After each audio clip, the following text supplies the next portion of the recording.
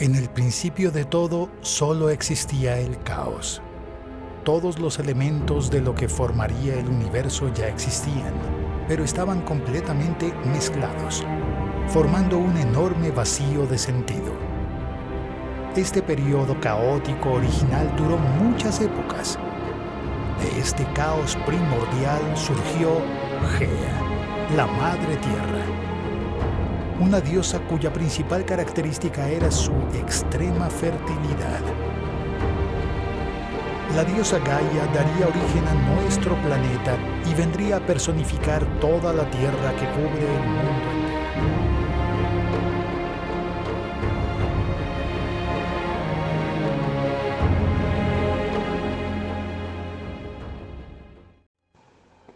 Y entonces se considera que estos dioses iniciales dieron a su vez vida a los demás dioses que no eran todopoderosos, sino que cada uno cumplía una función específica. Todo esto conforma parte de lo que conocemos como la cultura griega. Dentro de esta, hoy queremos hacer énfasis en varios aspectos relevantes que desarrollaremos más adelante.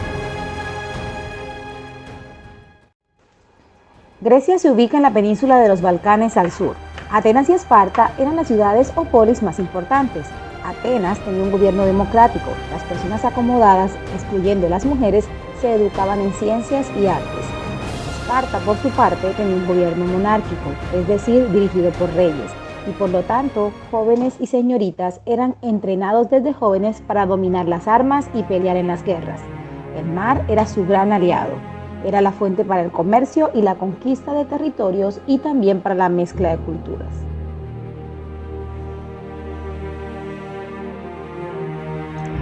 La literatura griega es rica en mitología, pues es por medio de historias sobre dioses antropomórficos y semidioses quienes favorecían a quienes ellos deseaban y por medio de la tradición oral que se explicaban los sucesos de la vida cotidiana, como por ejemplo las guerras, las cosechas, el amor, el desamor y la muerte. A la gente le gustaba escuchar las historias de amor, de celos y de venganza de dichos dioses. En aquella época pocos sabían leer y escribir, entonces las historias se contaban de unos a otros de generación en generación. La mayor parte de la literatura era cantada y se dice que su fonética era muy musical.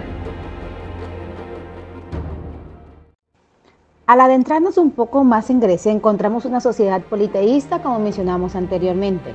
Estos dioses que sentían y se comportaban como los hombres se diferenciaban de ellos por su inmortalidad y por una fuerza y una inteligencia superiores. Eran los responsables de todo lo que pasaba en la Tierra y el universo. Y el ser humano, en su necesidad y afán por cuestionarse siempre de lo que le rodeaba, buscaba explicación a los fenómenos que tenían lugar en su entorno. Es por esto que situaciones como el diluvio, el pecado, el origen del hombre, entre otros, tenían su explicación basada en estos seres sobrenaturales. Los fenómenos climáticos buenos, las buenas cosechas o las victorias épicas, por lo general siempre encontraban una explicación divina. Si los dioses estaban contentos, favorecían una comunidad humana y a su vez los hombres les correspondían con una serie de ofrendas y cultos, en una especie de círculo de supersticiones que nunca tenía fin. Por el contrario, los fenómenos negativos como las catástrofes naturales, las enfermedades o las derrotas se debían a la ira de los dioses y las ofrendas tenían el sentido de aplacar esa furia de los dioses para ganarse de nuevo su favor. La relación de los dioses con los humanos tenía ciertas características. Los dioses se manifestaban de forma sutil por medio de sueños, presagios, oráculos, palabras casuales y vuelo de los pájaros. Para entender bien sus mensajes se requería la ayuda de adivinos, sacerdotes e intérpretes de sueños. A los dioses se les ofrecía panes, frutos, flores y perfumes o bien sacrificios cruentos. Estos últimos podrían ser holocaustos, en cuyo caso todo el animal era quemado en el altar y ofrecido a los dioses. Con frecuencia solo se ofrecían y quemaban las vísceras, grasa y huesos.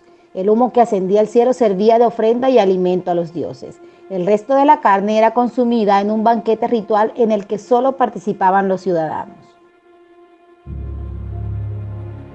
Por otro lado, otro aspecto relevante de la literatura griega es el ideal del caballero de esta sociedad. En las diversas obras literarias encontramos a un hombre enmarcado en ciertas características que le permitían ser llamado caballero. La configuración del modelo literario de caballero se lleva a cabo mediante dos procesos: la teorización y la idealización.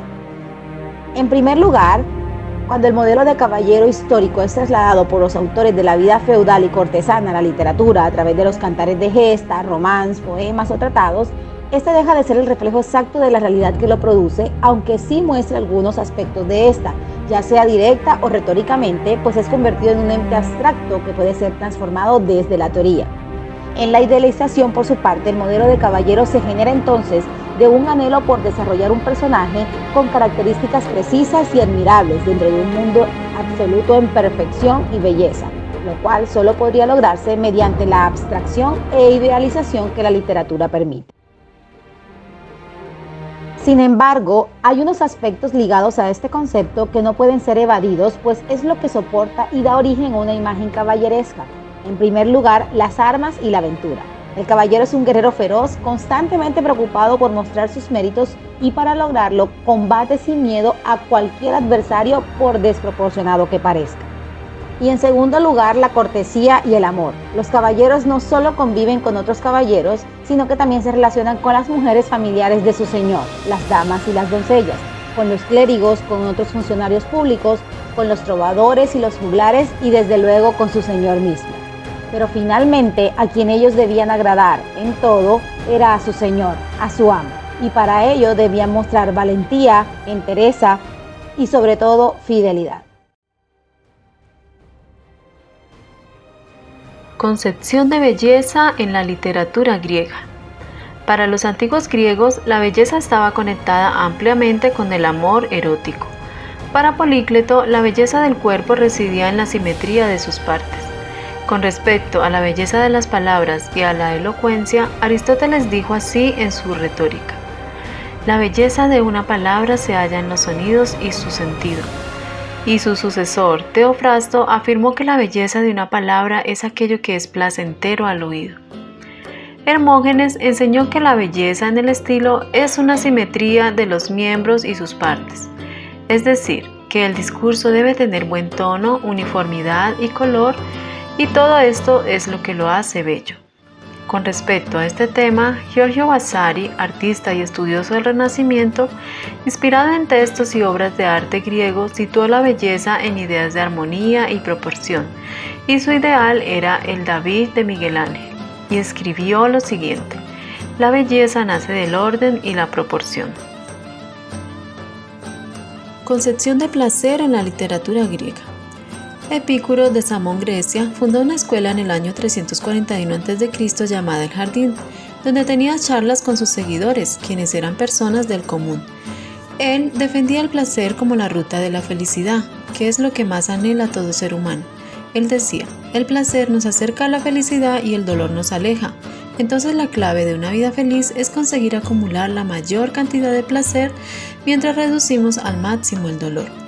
Pero el placer al que se refería Epicuro no era referente al placer corporal o lascivo, sino al placer espiritual de acuerdo con una existencia moderada y basada en una vida placentera, tranquila, sin excesos y alejada de tensiones innecesarias. También afirmaba que el conocimiento sirve al hombre, pero si le ayuda a ser feliz. Finalmente tenemos que reconocer que la civilización griega ha trascendido hasta nuestra generación, y eso lo podemos evidenciar cuando vemos los aportes en lo político como la democracia, y gracias a su espíritu epistemológico surgieron varias ciencias como la astronomía, geografía, historia, matemáticas, biología, medicina y disciplinas como el arte, el teatro, la literatura y muchas más, que han aportado en gran manera a los descubrimientos científicos y que hoy seguimos estudiando e investigando para continuar con el avance del conocimiento.